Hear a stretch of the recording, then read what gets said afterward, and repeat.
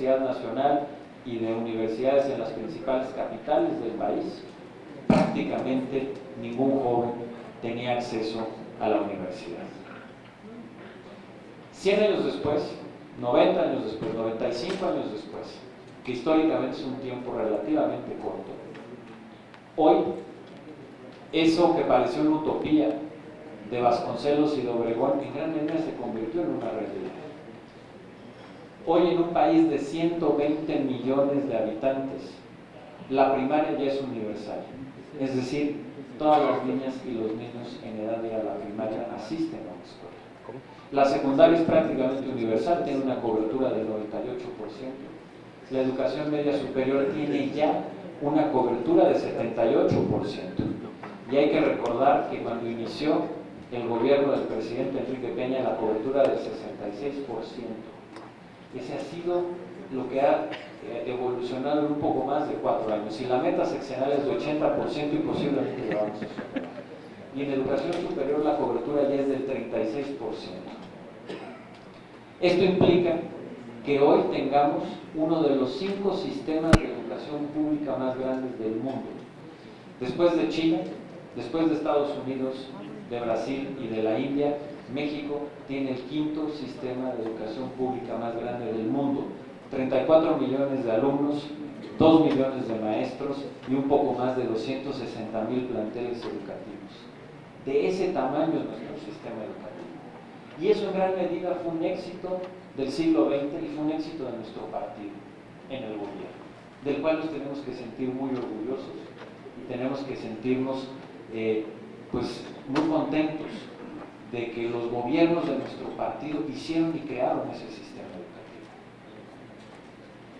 Dicho esto, también hay que reconocer que si bien tenemos ese sistema educativo, hay que decirlo con toda franqueza, se logró el sueño de Vasconcelos y de Obregón de tener una escuela y un maestro en cada rincón del país, pero la calidad educativa deja mucho que desear. También tenemos que ser honestos y sinceros.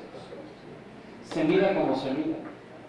Si se mide bajo las pruebas internacionales como la prueba PISA, el desempeño de nuestros alumnos queda muy por debajo de lo que México necesita para competir en un mundo globalizado, sin lugar a dudas.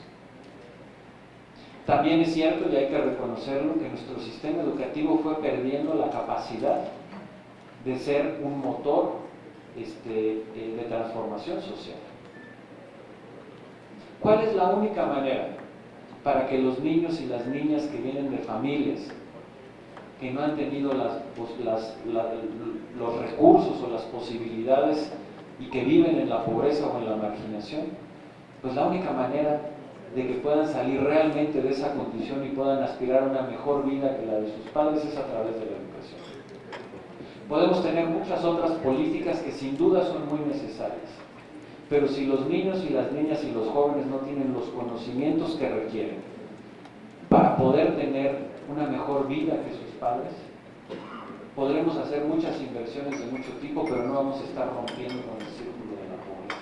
Y eso era algo que en alguna época logró nuestro sistema educativo y que, hay que decirlo, empezó cada vez a tenerlo menos. Y entonces era absolutamente necesario poder hacer esta reforma y esta transformación. No solo porque se había deteriorado la calidad de nuestro sistema educativo comparándolo con otros en el mundo, por ejemplo con Corea.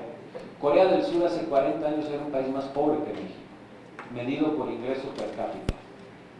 Y hace 40 años hizo una apuesta por la educación, con una reforma en muchos aspectos muy parecida a esta. Y 40 años después, Corea del Sur es un país más rico que México, sustentado en el conocimiento, en la educación y en el talento de su gente. Nos habíamos rezagado mucho de países como Corea del Sur. Pero no solo eso, como les decía hace un momento, el siglo XXI tiene un reto fundamental. En el siglo XXI la cantidad de conocimiento que hoy existe y que se sigue produciendo y que se distribuye por las diversas formas de comunicación, por las redes sociales, es absolutamente inédito. Hay, por ejemplo, un grupo de expertos del Reino Unido que dicen que en los próximos 20 años la mayoría de los puestos de trabajo en el mercado laboral hoy todavía no los conocemos. ¿Por qué? Por la velocidad a la que cambia la tecnología y el impacto que tienen los procesos económicos. ¿Quién se hubiera imaginado hace 15 años, por ejemplo, o hace 20 años, que muchos empleos importantes en el mercado laboral iban a estar relacionados con algo que se llamaba Internet, que hace 20 años muy pocos conocíamos? O que iba a tener que ver con los diseños de softwares y de todas esas tecnologías que hace 20 o 30 años eran casi desconocidas y que hoy son posiblemente los empleos que mejor se pagan en el mercado laboral. Frente a ese reto, también había que reconocer que nuestro sistema educativo tampoco respondía a esas necesidades. ¿Cómo lograr que los niños y los jóvenes obtuvieran los conocimientos y las habilidades para que puedan competir en ese mundo globalizado? Pues precisamente por todo eso hicimos la reforma educativa que hicimos con ustedes y que hicimos juntos. Una reforma porque además, hay que recordarlo, como parte de este proceso se fue perdiendo la rectoría del Estado en materia educativa. Acuérdense ustedes, porque es muy fácil a veces perder la memoria. ¿Dónde estaban los debates en 2012? En todos los aspectos, pero déjenme recordar algunos de los debates en materia educativa. Los debates eran recuperar la rectoría del Estado en materia educativa, que se había cedido principalmente en los años anteriores. Se hablaba de la evaluación educativa y de que se pudiera hacer una evaluación mucho más sólida y consistente que la que se tenía, que la pudiera hacer un órgano con autonomía técnica. Se hablaba del abandono de las escuelas, se hablaba del retraso que teníamos en los enfoques pedagógicos y en los programas y planes de estudio. Esos eran los debates en el 2012. Y hoy, gracias a la reforma que ustedes hicieron, la recuperación de la rectoría del Estado en materia educativa está en marcha. Con obstáculos, sin duda. Con dificultades, por supuesto. ¿Es complicado? Sí. Pero va en marcha. Y con una gran decisión del presidente de la República, del gobierno y de su partido. ¿Y por qué? Porque es necesario. Porque es fundamental que el Estado vuelva a tener esa rectoría para pueda organizar estos cambios que requieren el sistema educativo. Hoy estamos ya encaminados en un proceso de evaluación, de capacitación y de profesionalización de los maestros. Sin duda con resistencias, claro.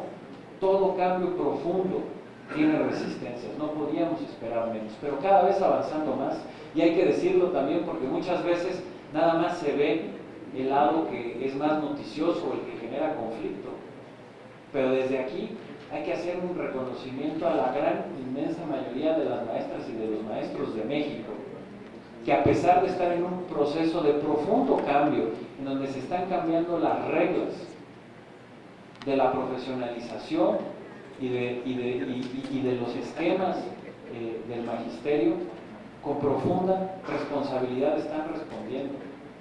No hay que olvidarnos que en el último proceso de evaluación asistió más del 95% de los maestros que se convocaron y ahí estuvieron en la evaluación. Y además, en términos generales, les fue muy bien. Y tenemos que recordar eso, porque eso es lo que está pasando en la mayoría del país. Y está en marcha. Y además esas evaluaciones se hicieron con el diseño de algo que antes no existía, un órgano constitucional autónomo que es el Instituto Nacional para la Evaluación de la Educación, que ustedes aprobaron en la reforma educativa.